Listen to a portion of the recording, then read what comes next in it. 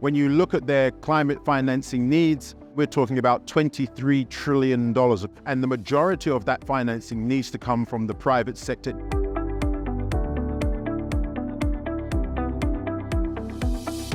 I'm Dr. Hubert Danso. I'm the CEO and Chairman of Africa Investor, an institutional infrastructure investment company. I also chair the African Green Infrastructure Investment Bank, and I also chair the African Sovereign Wealth and Pension Fund Leaders Forum. I'm also a member of President Macron's Finance and Private Sector Task Force for this new Financial Pact Summit. And as a consequence, we work very closely with key leading global asset owner platforms, the net zero asset owner being one of the most prominent.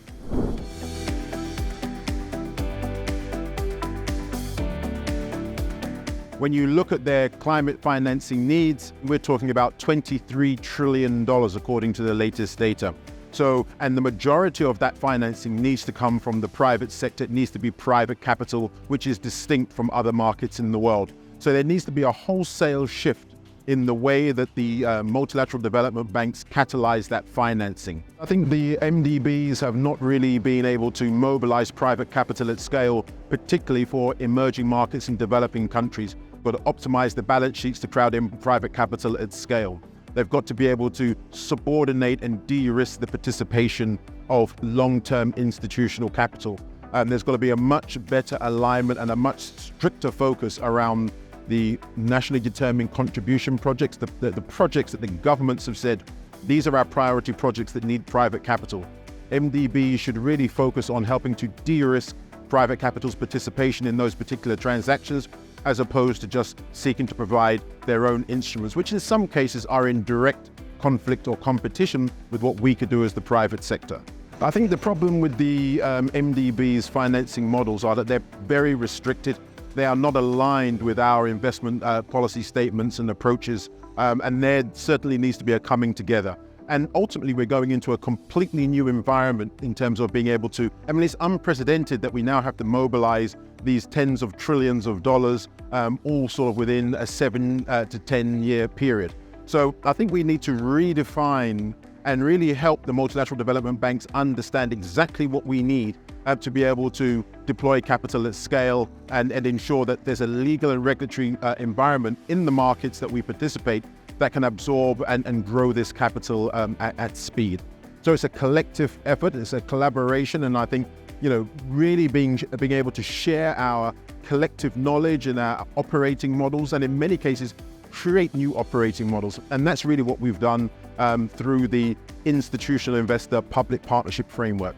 We've moved essentially from a transactional model, which is much more blended finance oriented, to an at-scale and an at-speed model, which is now defined as blended investment. It's much more programmatic.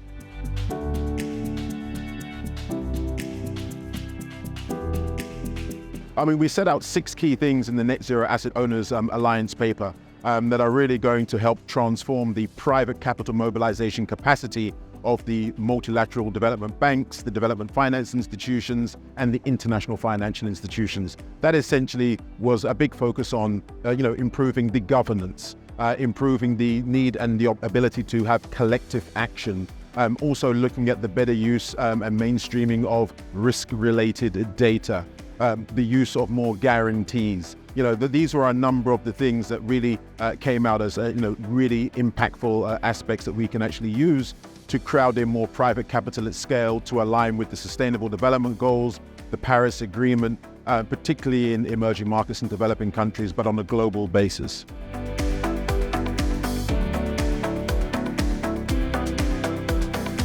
One of the key things that I think that we need to really focus on, not only leadership from us as the asset owner communities, but we need a new direct partner. And that direct partner needs to be heads of state. We've had a massive summit here today, the new Financial Pact Summit, bringing together $1.5 trillion, and every head of state made it here. That's really influential in this discussion. But we, as an asset owner community, represent 150 to 200 trillion, and we have not had that summit yet where the heads of state have really called on us and we've begun to work with them on this scale. So we continue to call to address the inequalities of the private capital mobilization agenda and to really enfranchise and help emerging markets and developing countries realize their development as well as commercial potential, which is an investment opportunity for us.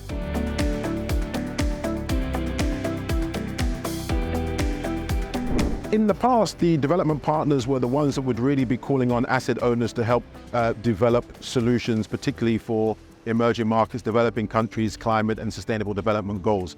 But if you look at the record of private capital mobilization from development partners, the metric is very clear.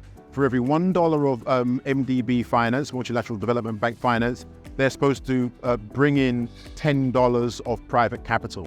Their actual performance, according to the G20, has been that for every $1 of MDB finance provided, they've only been able to mobilize 20 cents or 38 cents. So they are effectively not the constituency. Some would argue that they just don't have an interest because they actually compete with our capital. So really, in terms of developing and designing the types of new products, that is something that we would really need to do by ourselves. And then call on the MDBs and the concessional finance and the philanthropy market, the philanthropies, to come in with a more blended solution. And we think doing that at scale is taking blended finance into this new big at scale programmatic format called blended investment. And we believe that blended investment is the future, and it needs to be led by us as asset owners in terms of a design. So it's aligned with our mandates, our investment policy statements, and our risk-adjusted return expectations. And then we can really have the impact that we need, working closely with governments, but also working closely with multilateral development banks to provide that blended investment piece.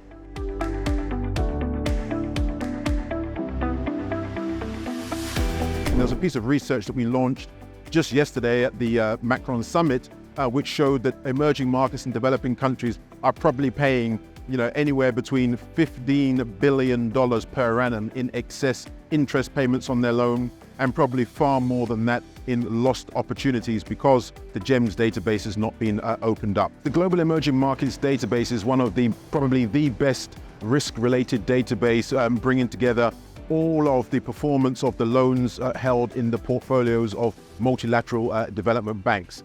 But unfortunately, that particular database for the last 10 years has not been made available to the critical users, us, as the risk takers. So there are two things that are happening. As a consequence of our constant calls and this new data that's come to market about the cost to emerging markets and developing countries, there is some movement. The summit has now agreed to advance a program called GEMS 2.0, and we're saying that GEMS 2.0 needs to be done by the end of this year, by the end of 2023. They were asking by the end of 2024. We said, the cost to the governments is just unconscionable and they need to accelerate that, and we hope that that's going to happen. But we think just opening the database, it only goes halfway there. What we really want is to be able to have this database be expanded with new data, with inputs from us as the institutional investment community, as the Net Zero Asset Owners Alliance, and also input from the credit rating agencies. And this is a platform that we're calling GEMS 3.0. And GEMS 3.0 transforms this particular GEMS data in the form of GEMS 2.0 into an asset allocation tool. So it not only gives us sight of the data or access to the data, but enables us to feed into the process so that it can be an asset allocation tool that we can then begin to work together to say, how can we collectively think about responsibly de-risking our allocations and financings to these markets in line with the targets of the Sustainable Development Goals and the Paris Agreement. So we are very hopeful that that's actually going to be the case. It's one of the recommendations that was taken on by President Macron and the heads of state. GEMS 3.0 is going to be a very critical platform for net zero asset owner members to really contribute and drive that particular initiative.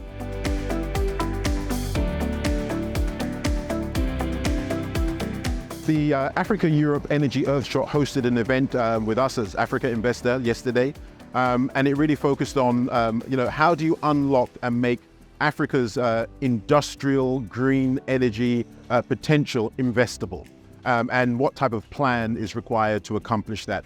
Probably 5 or 10 years ago, that plan would have been something developed by multilateral development banks, but now we are really talking about how do you mobilize private capital at scale. So we came together really to send a very clear message that if you really want to attract private capital at scale, you really need to have a plan that is a wholesale private capital mobilization program.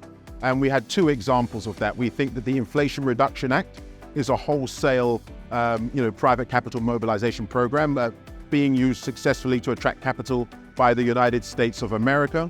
There is a very similar plan called the EU Green Deal and the EU Green Industrialization Plan, which is similar to the Inflation Reduction Act, which is used to basically send the right market signal and create the right policy conditions to attract institutional capital at scale for Europe's industrialization. So the event yesterday was really focusing on Africa's version of that plan that could really talk to the needs and the opportunities and the risk appetites of global and domestic institutional investors, pension funds, sovereign wealth funds, insurance companies, to really be able to have a whole system change. The continent has about 30 to 40% of the key critical minerals for green technologies that are going to be essential as a globe to get to net zero. By the end of the century, we're going to have over 50% of the world's workforce in terms of our youth bulge. And then when you look at our natural capital, our sun, our wind, our hydro, we have 5 times more exajoules than Europe and America combined. So all of that abundant renewable energy that can decarbonize industry is essentially going to position Africa as the next green technologies manufacturing hub.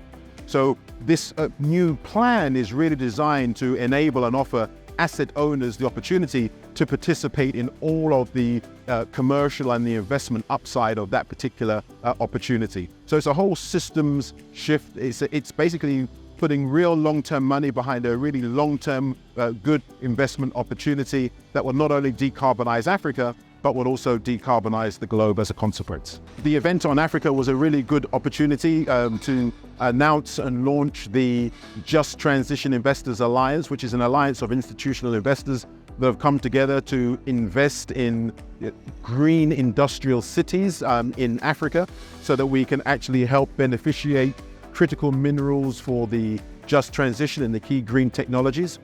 We entered into a partnership with United Cities, a big UN program that's developing cities to really bring new technologies, new manufacturing, new industrial opportunities for the benefit of Africa to be able to increase its industrialization trajectory and also borrow and sort of bring in new technologies from the rest of the world and then service the $10 trillion and growing global green industrial economy.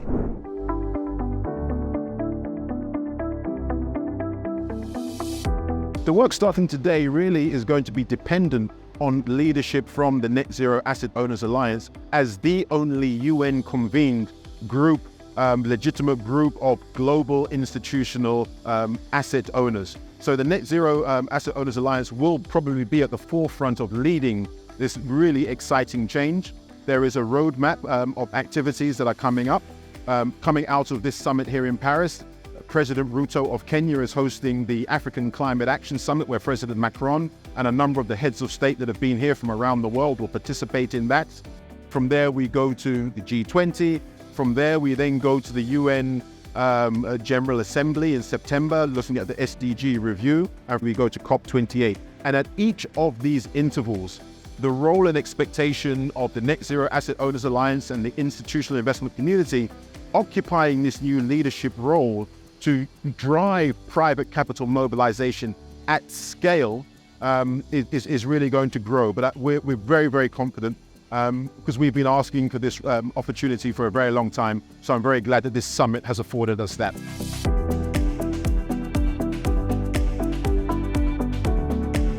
Am I more optimistic about where we are today coming out of the summit than I was going into the summit? I am optimistic that the message has landed.